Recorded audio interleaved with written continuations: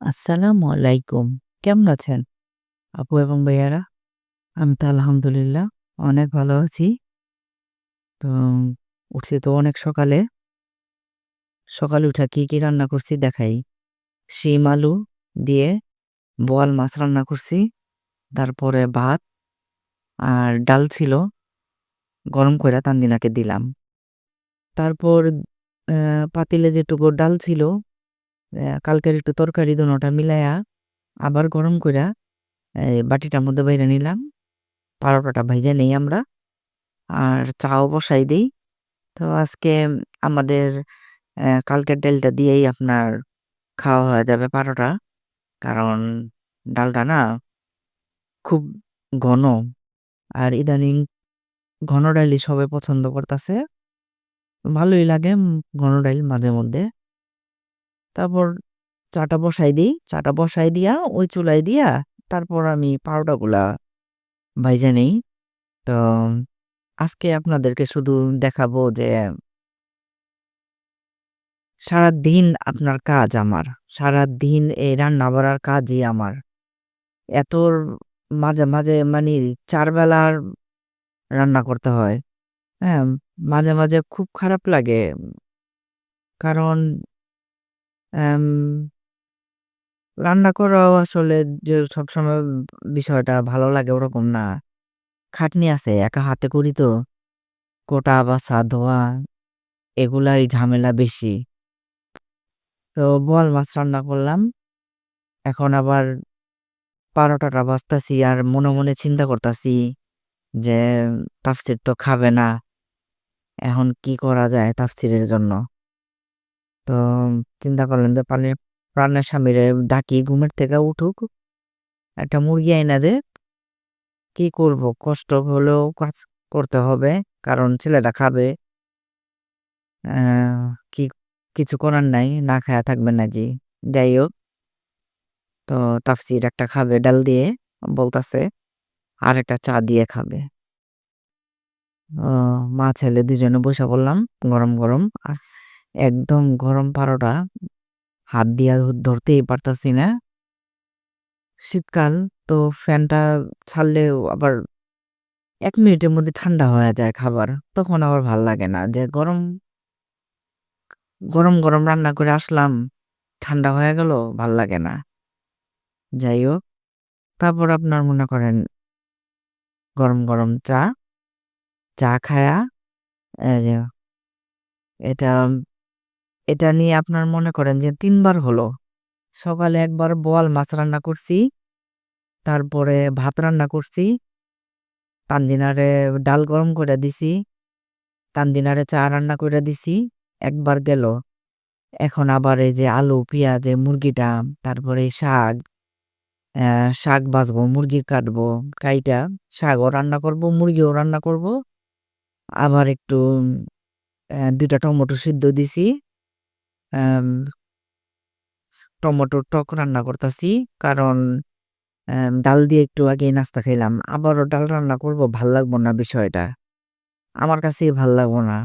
তো আসলে এভাবেই চিন্তা ভাবনা কইরাই রান্না-বাড়া করি যাতে ফ্যামিলির সবার এক জিনিস খাইতে বোরিং না লাগে। তারপর নারিকেল বাটা দিয়ে বসাই দিলাম। পেঁয়াজ আর নারিকেল ২ টা একসাথে ব্লেন্ডার কইরা সাদা কইরা রান্না করতাছি। তো যেহেতু আমাদের বোয়াল মাছ আছে, চিন্তা নাই। আর ভাত আছিল কালকের। কালকের ভাতটা গরম দিলাম। আর এই যে তরকারিটা কষানো হয়ে গেছে। খুব সুন্দর কিন্তু। আর এই যে তাফসীরকে একটু খাওয়াইয়া দিতাছি। যে তাফসীর খায়া দেখো। তো বলতাছে, "আম্মু অনেক মজা হইছে।" নারকেল বাটা তরকারি পছন্দ করে সবাই। সবাই বলে যে এটা স্যুপ। নারকেল বাটা কেউ বলে না। তারপর আপনার ভাত গরম হয়ে গেছে। এখন এই শাকটা সুন্দর কইরা আমি ধুইছি। ধুইয়া ওকে ডান। এখন সিদ্ধ দিব। আর এখানে পানি দিয়া ১ চামচ দুধ দিয়া দিলাম। দুধ দিলে জানেনই সাদা তরকারি কালারটাও সুন্দর হয়, খাইতেও মজা লাগে। সাদা তরকারি, রোস্ট এসব বিরানি এইসব জিনিসে আপনার মনে করেন যে দুধ একটু দিতে হয়, না দিলে হয় না।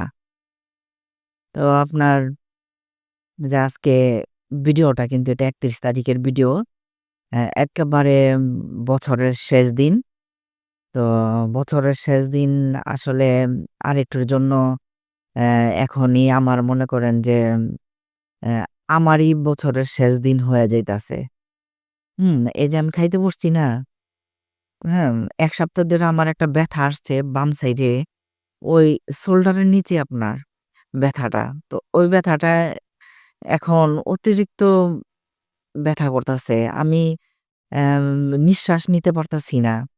আমি পুরা অটো হয়ে গেছিগা। তো আমি মনে ভাবতাছি কারণ বছরের শেষ দিন মনে হয় আমারও মনে হয় শেষ দিন আজকে। তো ভালোই হবে। সবাই মনে রাখবে বছরের শেষ দিন আমিও শেষ হইছি। তা আমি আবার কি করলাম একটু মুড়িও নিলাম। হ্যাঁ, খুব কষ্ট কইরা কিন্তু আমি অ্যা ভিডিওটা তৈরি করতাছি। আমার কিন্তু প্রচন্ড ব্যথা। আমি কিন্তু অটো হয়ে গেছিগা। কোনমতে মুখের ভিতরে দিতাছি একটু। তো কোনরকম এটা শেষ কইরা আমি বিছানায় চইলা গেছি। তাফসীর আর ফারানা স্বামী মিলা এগুলা সব ঢাকছে, প্লেটগুলা ধুইছে, পরিষ্কার করছে। তো বাসার সবাই বলতে কি তানজিনা তো নাই অফিসে। তো ওরা ভয় পেয়ে গেছেগা। তো তানজিনারে ফোন দিতাছে তাফসীর। তো আম্মুর অবস্থা ভালো না। আমি আবার বললাম যে, "ওরে অফিসে তুমি ফোন দিতে গেলা কেন?" ও তো আরো বেশি টেনশন করবো না আমার জন্য। তো বলতাছে যে, "তানজিনা মা আব্বুরে নিচে পাঠাও। ডাক্তারের সিরিয়াল দিয়ে আসতে বলো। জলদি যাও। ডাক্তার দেখাও। ডাক্তার না দেখালে আর হইব না। ১ সপ্তাহ ধইরা কষ্ট করতাছো আর কত?" যাই হোক তারপর ৩ বার রান্না না, পাশের চুলায় পোলাও রানতাছে তানজিনা। আমি যাবো ১০ টার দিকে সিরিয়াল আমাকে ১০ টার দিকে যাইতে বলছে ডাক্তার। এখন ৯:৩০ বাজে আমি একটু দেখাই দিতাছি। তো এই যে তানজিনার রান্না মনে হয় হয়ে গেছে। আমি আইসা বললাম যে, "খায়া নিও।" ডাক্তারের কাছে আইসা বললাম, "১ সপ্তাহ ধরে ব্যথা আর পারতাছি না। একদম নিঃশ্বাসই আপনার ব্যথায় নিতে পারতাছি না। আমার নিঃশ্বাসও বন্ধ হয়ে যাইতাছে।" তারপর আপনার ডাক্তারখানায় আসলাম লিফট পাইয়া এক্কেবারে কেলকেলাইয়া উইঠা গেছিগা উপর তলায়। তো উপর তলা থেকে বলল যে, "না এই স্যার নিচতলায় বসে।" তো আপনার আবার হাঁটা দিলাম। নিচতলার দিকে যাই। যায়া ডাক্তারে দেখালাম। তো আপনার ২-৩ বছর আগে রিস্কার থেকে পইড়া গেছিলাম গা। পইড়া যাওয়ার পরে যে বুকে ব্যথা পাইছি না? ওই ব্যথাটাই আপনার মাংসর মধ্যে ব্যথা তো। তো ওই ব্যথাটাই আপনার দেখা দিছে। ডাক্তার এটাই বলল। এর আগেও দেখাইছিলাম, এক্স-রে করেছিলাম। যখন ৩ বছর আগে পড়ছিলাম। তো অনেক ওষুধ দিল। আর ওষুধ তো খুব দামি ওষুধ দেয় আজকালকার ডাক্তাররা। ওষুধ কিনতে গেলেই ১,০০০-১৫০০ চইলা যায়। ডাক্তার দেখাইতে গেলে ৳৫,০০০ র নিচে ডাক্তারখানায় আসা যায় না আজকালকার। যাই হোক কি করব? কিছু করার নাই। এখন অসুস্থ যেহেতু টাকার দিকে তাকাইলে হবে না। পুরা সংসারটা আমার উপরে। অ্যা পরিবারের মানুষগুলা আমার দিকেই তাকায় থাকে যে কখন রান্না হবে, কখন আম্মু বাইরা দিবে, কখন আম্মু টেবিল পরিষ্কার করবে, আম্মু ঘর ক্লিন করবে। সব আমার উপরে ডিপেন্ড করে। যাই হোক, তো দোয়া করেন আমার জন্য। আজকে বিদায় নিয়ে নেই। আল্লাহ হাফেজ।